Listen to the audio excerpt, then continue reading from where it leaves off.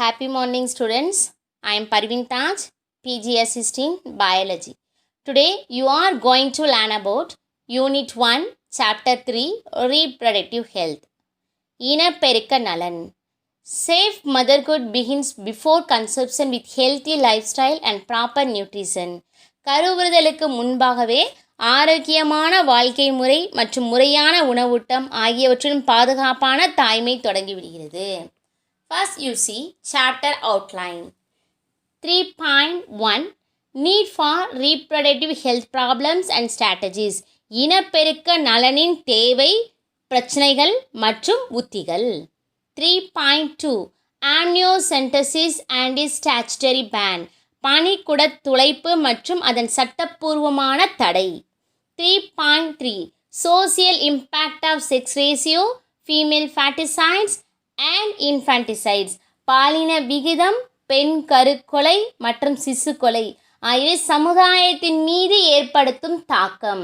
3.4 Population explosion and birth control. மக்கள் தொகை பெருக்கம் மற்றும் பிறப்பு கட்டுப்பாடு. 3.5 Medical termination of pregnancy, MTP. மருத்துவ ரீதியான கருக்கலைப்பு. 3.6 Sexually transmitted disease, பால்வினை நோய்கள். 3.7 Infertility, மலட்டுத்தன்மை. 3.8 Assisted reproductive technologies, ART, இனப்பெருக்க துணை தொழில்நுட்பங்கள். 3.9 Detection of fetal disorders during early pregnancy. கருவின் குறைபாடுகளை கர்ப்பகால தொடக்கத்திலேயே, early pregnancy கர்ப்பகால தொடக்கத்திலேயே கண்டறிதல். நெக்ஸ்ட், லேர்னிங் ஆப்ஜெக்டிவ்ஸ், கற்றலின் நோக்கங்கள். First, understand the importance of sex education and reproductive health. பாலியல் கல்வி மற்றும் இனப்பெருக்க நலன் ஆகியவற்றின் முக்கியத்துவத்தை புரிந்து கொள்ளுதல். 2. Learns the importance of amniocentesis and prenatal diagnosis. மகப்பேறுக்கு முந்தைய பரிசோதனையான ஆம்னியோசென்டசிஸ், பனிக்குடத் துளைப்பு சோதனையின் முக்கியத்துவத்தை கற்றல். Evaluates the effects of maternal and infant mortality. தாய் மற்றும் சேய் இறப்பின் விளைவுகளை மதிப்பீடு செய்தல். Identifies, compares and explain different types of contraceptive device. பல்வேறு வகை கருத்தடை சாதனங்களை கண்டறிந்து ஒப்பு நோக்குதல், கம்பேர் மற்றும் விவரித்தல். Next, discuss the medical necessity and social consequence of MTP. மருத்துவ ரீதியான கருக்கலைப்பின் தேவை மற்றும் சமூக விளைவுகளை விவாதித்தல். Explain the reasons of transmission and prevention of STDs. பால்வினை தொற்று பரவ காரணங்கள் மற்றும் தடுப்பு முறைகளை விளக்குதல். Highlights the reasons of infertility. மலட்டுத்தன்மைக்கான காரணிகளை முன்னிலைப்படுத்துதல். Develops a positive and healthy attitudes towards reproductive life. இனப்பெருக்கம் பற்றிய நேர்மறையான ஆரோக்கியமான மனப்பான்மையை வளர்த்தல். First line, the reproductive health represents a society with the people having physically and functionally normal reproductive organ. அமைப்பு மற்றும் செயல் ரீதியான இயல்பாக செயல்படும் இனப்பெருக்க உறுப்புகளை பெற்றுள்ள மக்களை கொண்ட சமுதாயத்தை குறிக்கிறது தான் இனப்பெருக்க நலன். The healthy people have healthier babies and are able to care for the family and contribute more to the society and community. ஆரோக்கியமான மக்கள் உடல்நலம் மிகுந்த ஹெல்த்தியர் பேபிஸை பெற்று குடும்பத்தை நன்முறையில் பாதுகாத்து சமுதாயத்திற்கும் சமூகத்திற்கும் தம் பங்களிப்பினை அதிகமாக தருது. அதனால் உடல் நலம் என்பது என்னது? சமூகம் சார்ந்த பிரச்சனையாகும். Reproductive system is a complex system controlled by the neuroendocrine system. Hence, it is important to take necessary steps to protect from infectious disease and injury. இனப்பெருக்க மண்டலம் அந்த நரம்பு வேதி ஒருங்கிணைப்பு மண்டலங்களால் கட்டுப்படுத்தப்படும் ஒரு கூட்டமைப்பை தான் சொல்கிறோம். எனவே தொற்று நோய்கள், இன்ஃபெக்டியஸ் டிசீஸ் மற்றும் இன்ஜுரி, காயங்கள் ஏதுமின்றி இனப்பெருக்க உறுப்புகளை பாதுகாப்பது அவசியமானதாகும். Next 3.1 Need for reproductive health problems and strategies. இனப்பெருக்க நலனின் தேவை, பிரச்சனைகள் மற்றும் உத்திகள். India is among the first few countries in the world to initiate the family planning programs since 1951 and is periodically assessed every decade. Family planningல முதல்ல நடைமுறைப்படுத்திய சில நாடுகள்ல நம் இந்திய நாடு முதன்மையானதாகும். அதில் வந்து 1951ல் 1953ஆம் ஆண்டு தொடங்கப்பட்ட இந்த திட்டம் 10 ஆண்டுகளுக்கு ஒரு முறை என்ன ஆகுது, மதிப்பீடு செய்யப்படுது. These programs are popularly named as reproductive and child health care. இந்த திட்டத்தை என்ன சொல்கிறோம், இனப்பெருக்கம் மற்றும் குழந்தைகளின் நலம் பாதுகாப்பு அப்படின்னு சொல்லிட்டு அழைக்கப்படுது. Next line, major tasks carried out under these programs are 1. Creating awareness or providing medical assistance to build a healthy society.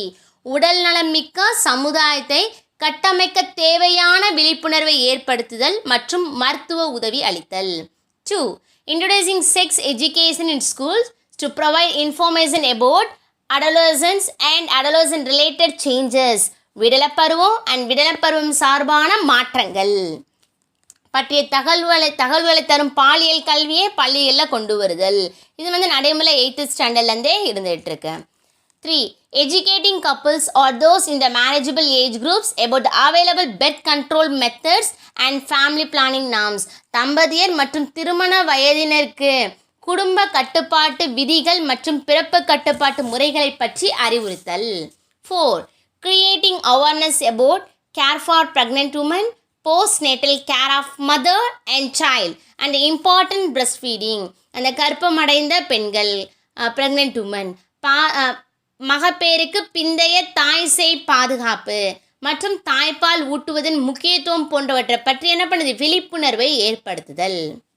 5. Encouraging and supporting governmental and non-governmental agencies to identify new methods and are to improve upon existing method of birth control.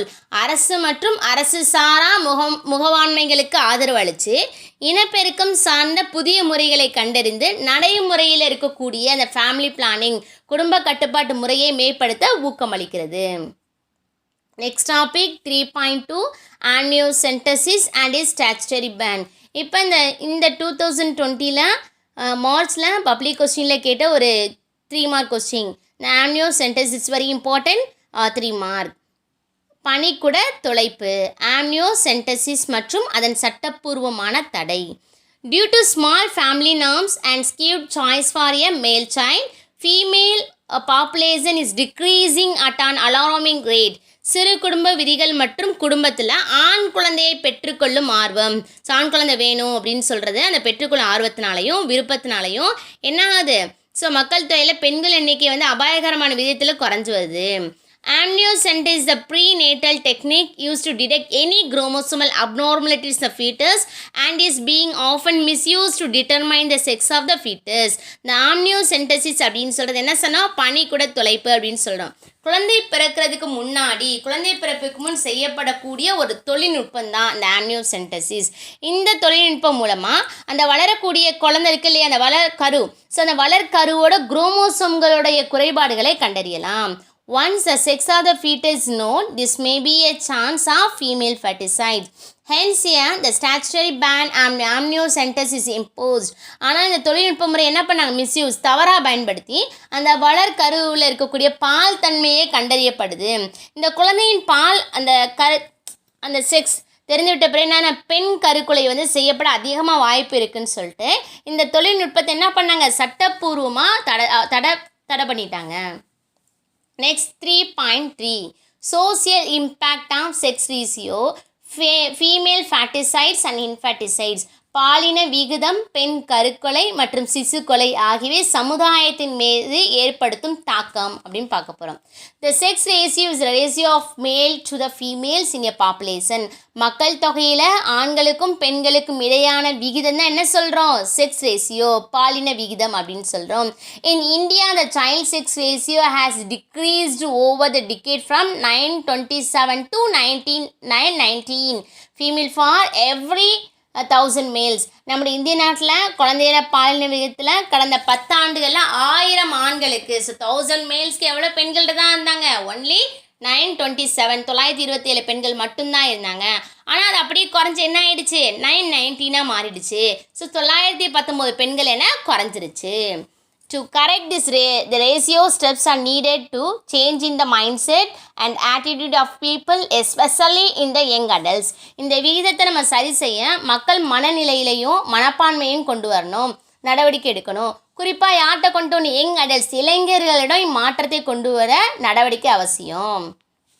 Female faticides and infanticides is a manifestations of gender discriminations in our society.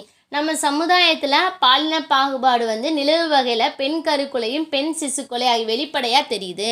First நம்ம பார்க்கக்கூடியது female foeticides. The female foeticides refers to the aborting the female in some mothers womb. அந்த தாயோட கருப்பைக்குள்ளேயே குழந்தை என்ன ஆகுது? கொல்றதை என்ன சொல்கிறோம் அப்படின்னா பெண் கருக்கொலை, பெண் சிசுக்கொலை அப்படின்னு சொல்கிறோம், கருக்கொலை அப்படின்னு சொல்கிறோம். whereas female infanticide is killing the female child after her birth. Okay, தாயோட கருப்பைக்குள்ளேயே அந்த பெண் சிசு கருக்கலைப்பு செய்கிறது என்ன சொல்கிறோம்? பெண் கருக்குலை அப்படின்னு சொல்கிறோம், ஃபீமேல் ஃபேட்டிசைட் அப்படின்னு சொல்கிறோம். அதுவே அந்த குழந்தை பிறந்த பிறகு, அந்த பெண் குழந்தை பிறந்த பிறகு அந்த பெண் குழந்தையை கொல்றது என்ன சொல்கிறோம்? பெண் சிசுக்கலை, ஃபீமேல் இன்ஃபான்டிசைட் சொல்கிறோம். It's very important. 2 mark 3 mark question. Female ஃபேட்டிசைட்ஸ்னு என்ன அர்த்தம்? It refers to the aborting the female in the mothers வார்ம் அப்படின்னு நினைவு இருக்கணும். ஃபீமேல் இன்ஃபான்டிசைட்ஸ்னா is killing the female child after her birth, அது நினைவு இருக்கணும். ஓகே, தாயோட கருப்பைக்குள்ளே பெண் சிசு கருக்கலைப்பு நடந்துச்சுன்னா ஃபீமேல் ஃபேட்டிசைட்ஸ். அதுவே அந்த பெண் குழந்தை பிறந்த பிறகு அந்த குழந்தை கொண்டாங்க அப்படின்னா என்ன அர்த்தம்? பெண் சிசுக்கொலை, ஃபீமேல் இன்ஃபான்டிசைட்ஸ்னு அர்த்தம். This have resulted imbalance sex ratio. இவ்வாறு தேர்ந்தெடுத்து பெண் கருவை கலைக்கிறது செய்வதனால என்ன? அந்த பாலின விகிதத்தில் சமநிலை பாதிப்பு ஏற்படுது அப்படின்னு சொல்கிறோம். In United Nations Developmental Program, Gender Inequality Index reflected that India was ranked at 135 out of 187 countries due to the availabilities of very few economic opportunities to women as compared to men. ஆண்களோட ஒப்படையில் பெண்களுக்கு கிடைக்கும் பொருளாதார வாய்ப்புகள் மிக குறைவாக இருக்கிறதுனால ஐக்கிய நாடுகளில் வளர்ச்சி திட்டத்தில் பாலின சமமின்மை குறியீடு 2018 பட்டியலில் உள்ள 187 நாடுகளில் நம் நாடு எத்தனாவது இடத்துல இருக்குது அப்படின்னா 135வது இடத்துல இருக்குது. சொன்னாத 1 mark question. In order to prevent female faticides and infanticides, the government of India has taken various steps like PCPND Act, Pro-Conception and Prenatal Diagnostic Technique Act 1994, enacted to ban the identification of sex and to prevent the use of prenatal diagnostic techniques for selective abortion. பெண் கருக்கொலை மற்றும் பெண் சிசு கொலையை தடுக்கும் வகையில் குழந்தை பிறக்கிறதுக்கு முன்னாடி என்ன பண்ண முடியாது? செக்ஸ் தெரிஞ்சுக்க முடியாது. பாலினத்தை முன்கூட்டியே கண்டறியும் தொழில்நுட்பத்தை என்ன பண்ணிட்டாங்க? 1994 டோட்டலாக தடை பண்ணிட்டாங்க. ஸோ இது மாதிரி பல்வேறு நடவடிக்கைகள் எடுக்கிறனால என்ன ஆகுது அப்படின்னா இந்திய அரசு எடுத்துகிட்டு இருக்கனால குறைஞ்சிட்டு வருது. இதன்படி பிறக்கும் அந்த முன் கருவில் வரும் குழந்தையின் பாலினத்தை கண்டறிந்து தேர்ந்தெடுத்து கருக்கலையும் செய்யும் தொழில்நுட்பம் தடை செய்யப்பட்டிருக்கு. The various measures are taken by the government to ensure survival of proportions of better nutrition, education, protection, empowerment of girls by the eliminating the difference in the sex ratio, the infant mortality rate and improving the nutritional and educational status. சிறந்த உணவூட்டம். Okay, next கல்வி, பாதுகாப்பு மற்றும் அதிகாரம் போன்றவற்றை பெண்களுக்கு அளிப்பதன் மூலம் பாலின விகித வேறுபாடு மற்றும் பெண் சிசு இறப்பு விகிதம் ஆகியவற்றை களைய அரசு பல நடவடிக்கைகள் என்ன பண்ணிகிட்ருக்கு, மேற்கொண்டுட்டுருக்கு.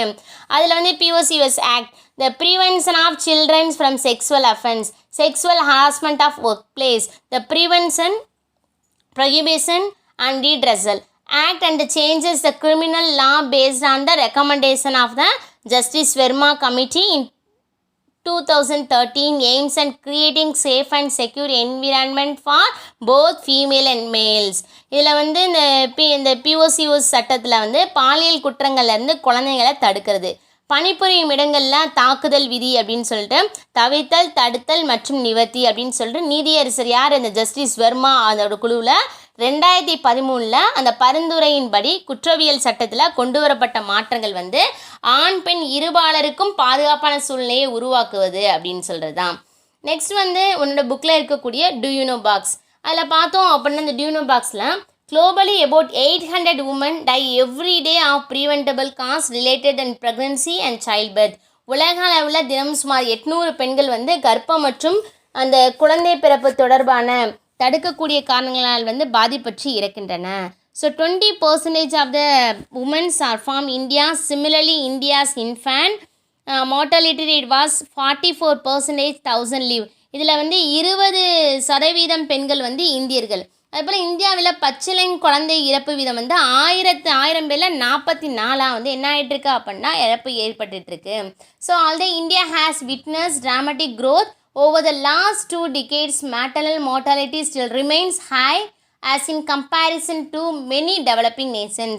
இந்தியா வந்து கடந்த 20 ஆண்டுகளில் அபரிவிதமான வளர்ச்சி அடைஞ்சிருந்தாலும் தாய் இறப்பு வீதம் பிற வளரும் நாடுகளை ஒப்பிடும்போது இன்னமும் என்ன ஆகிட்டு இருக்கு, அந்த இறப்பு வீதம் வந்து அதிகமாக தான் இருக்குது அப்படின்னு சொல்கிறோம். நெக்ஸ்ட் அதே மாதிரி உன்னோட புக்கில் இருக்கக்கூடிய ஒரு பாக்ஸ் பார்க்க போகிறோம். Health care program such as massive child immunization, supply of nutritional food to the pregnant woman, pregnant woman.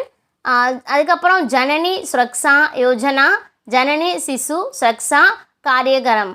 இந்த இதில் பார்த்தோம் அப்படின்னா மாபெரும் குழந்தைகளை தடுப்பூசி திட்டம் கருவுற்ற பெண்களுக்கு ஊட்டச்சத்து மிக்க உணவு வழங்குறது அப்படின்னு சொல்லிட்டு ஜனனி சுரக்ஷா யோஜனா அப்படின்னு சொல்கிறதுலையும் ஜனனி சிசி சுரக்ஷா காரியகிராம் அப்படின்னு சொல்கிற ஒருங்கிணைந்த இனப்பெருக்க தாய் சேய் வளர்குழந்தை மற்றும் பருவத்தினருக்கான ஒருங்கிணைந்த ஆரோக்கிய அணுகுமுறை அப்படின்னு சொல்கிறோம்.